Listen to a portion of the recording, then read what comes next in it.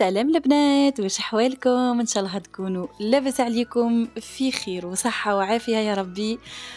صحه رمضانكم وصحه فطوركم، ونتمنى تكونوا عقبتوا اون بون جورني كامل.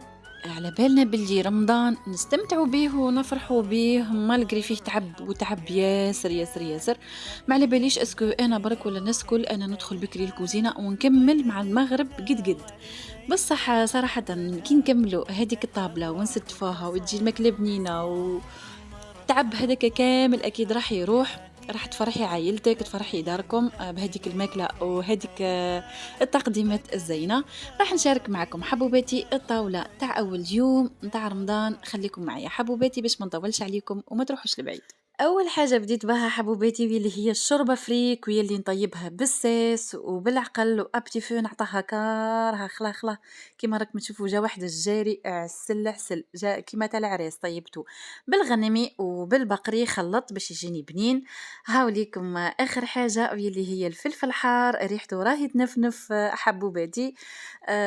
هذيك اللي شفتوه المره الاولى، هذاك راهو الغبره نتاع الفريك باش يجيكم الجاري تاعكم ملبي وبنين. كنت شاركته معاكم حبوباتي العام اللي فات، راح نحط لكم الرابط في صندوق الوصف. كيف كيف الطاجين الحلو كنت شاركته معكم العام اللي فات، دوك نحط لكم كل شيء في صندوق الوصف. جات مرقه حلوه، هذاك لاصوص الخاطر والابيض يشهي. الطبق الرئيسي للميدة تاعي نتاع اليوم اللي هي دجاج فخسي. انا فخسيت غير نص الدجاجه حبوبتي، هذه هي طريقتي كيفاش دي صوصيت الدجاجه، يعني طريقه سهله مهله. اخرجوا معاها غير بشويه، ابداو بالزر ومن بعد بالكويس. يلزم الحاجه برك الوحيده، يلزم الموس تاعكم برك يكون شويه ماضي. هاوليكم مع حبوباتي اكرتوا برك وغير بشويه، غير بالراس نتاع الموس، وراح تخرجوا العظم وحده. كيما راكم تشوفوا نص الدجاجه جاتني ما شاء الله، يعني ما حبيتش ندير الدجاجه كامله. على بالكم باللي النهار الاول فيه الله يبارك راح تكون الماكله متنوعه ومن كلش، يعني درت غير نص نتاع دجاجه وجاني خيرة الله. الزر حبوباتي على بالكم باللي تجي فيه الهبره كبيره، يعني هبره ما شاء الله. نقصوا منها شويه وحطوا في هذيك الحواف يعني نتاع الجلده باش تجيكم دجاجه سوا سوا. هاوليكم كيفاش الطريقه. جيبوا بابي ترونسبارون باش تسهل عليكم حبوباتي الخدمه. نرشوا شويه ملح مع البهارات نتاع التوابل هذه الخاصه بالدجاج. حطوا كيما حبيتوا نتوما احرار، يعني التوابل يعني نتوما احرار. انا حطيت جيست برك غير هذه توابل نتاع الدجاج، ودهنتها بشويه موطاغد حبوباتي كيما راكم تشوفوا معايا.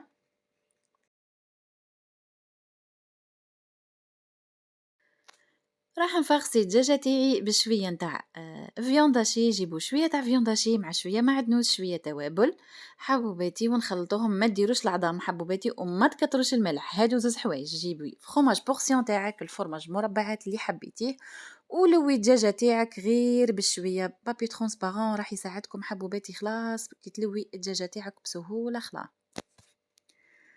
وبعدها في الاخير جيبي التوابل تاعك، وكيف كيف شويه ملح، حبيتي ديري شويه زبده شويه زيت زيتونه، يعني انتي حره حبيبتي.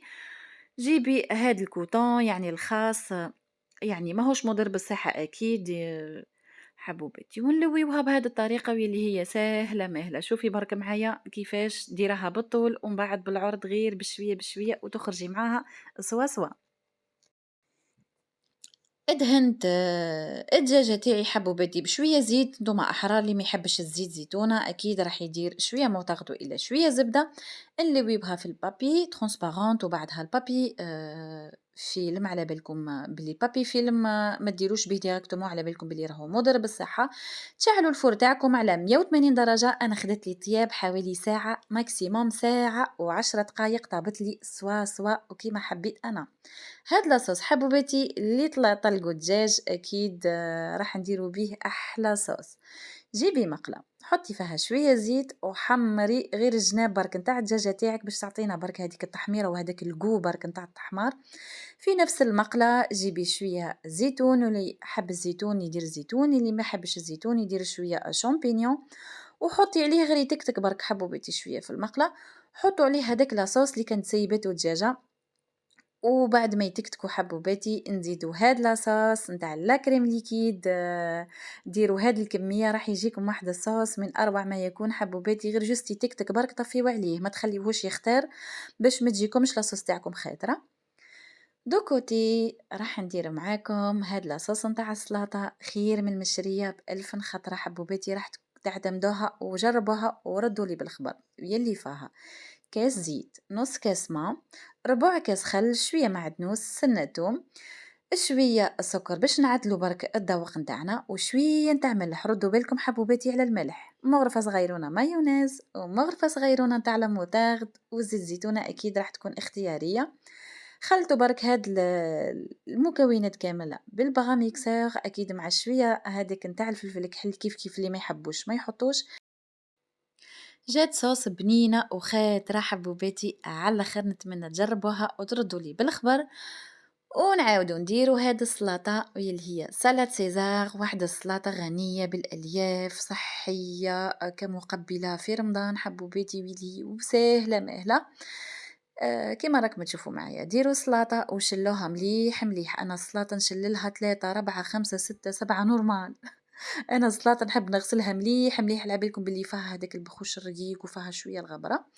راح نغسلوها مليح مليح وراح نقصوها حبوباتي في هذا سلطه سيزار.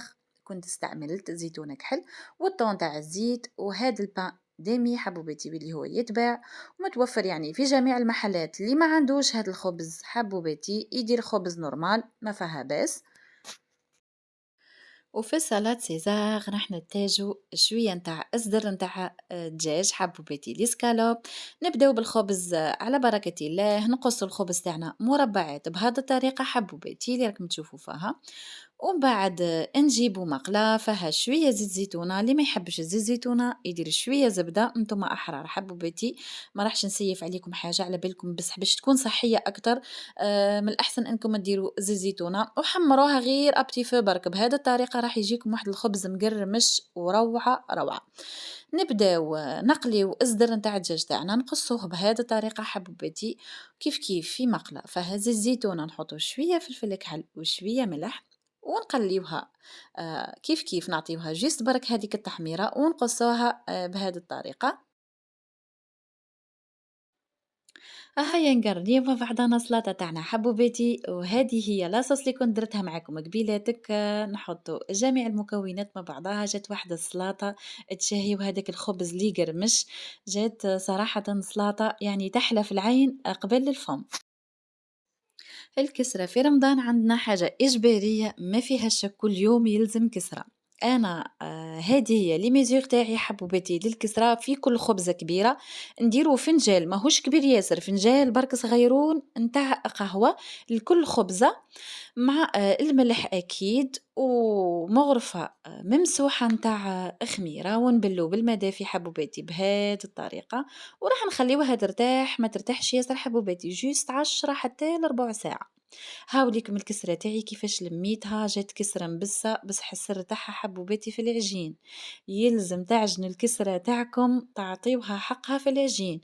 مش كم تروحوا تبسوها وما تعجنوهاش من بعد تقولوا كيفاش جات الكسرة محلولة وجات انديري براج وجات هكا. الكسرة رخصاص هذه تاعي مبسوي بصح يلزم تكون معجونة. انا نعطاها كرها في العجين واش نقولكم حتى تولي تطرشق.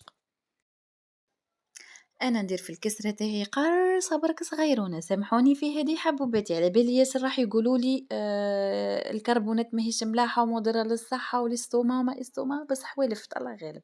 باش تجي الكسره خفيفه ريشه ديروا رفعه صغيرونه فقط نتاع كربونات واعجنوا بها الكسره تاعكم. نكوروا الكسره تاعنا بهذه الطريقه حبوباتي. هاوليكم الكسره كيفاش سهلت وتعجنت وجات خفيفه خلا غير بالقراص حبوباتي. سهلوا علينا كلش غير بالقراص، ضربة منا وضربة من هيه.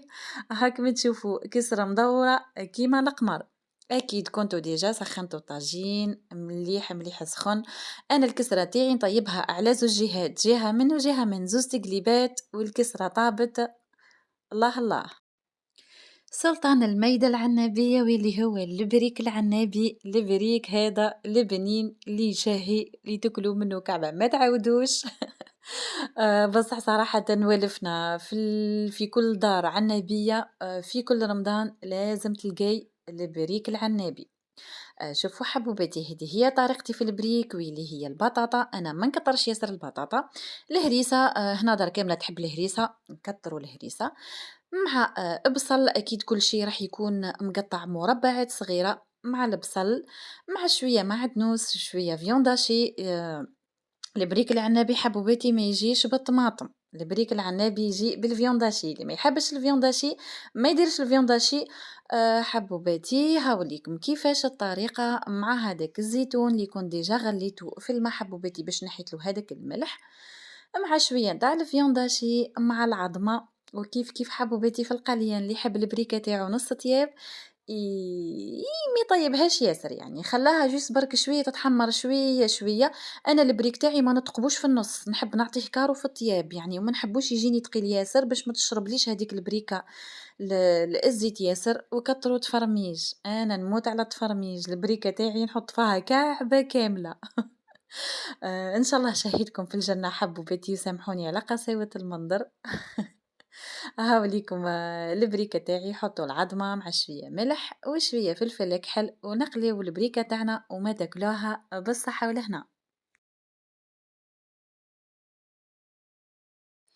واخيرا وصلت معاكم لاخر الفيديو حبوباتي يا الزينات يا الشطرات يا الفحلات، على بالي بكم كامل صنفات، والله الله عليكم، ربي يحفظكم حبوباتي. وهذا مكان نقولوا اللهم ادمها نعمه علينا ويحفظها من الزوال يا رب العالمين. رانا نحاولوا على قدر المستطاع ان نوفروا هذاك الجو نتاع اللمه ونتاع الفرحه ولمه رمضان صراحه وحدها. ربي يجعلنا من صيامه حتى توفى ايامه. وهذا هو مسك الختام. نخليكم على خير حبوباتي في وصفات أخرى إن شاء الله، وراح نتلاقاو في طاولة أخرى وفي وصفات أخرى، ونقولكم سلام.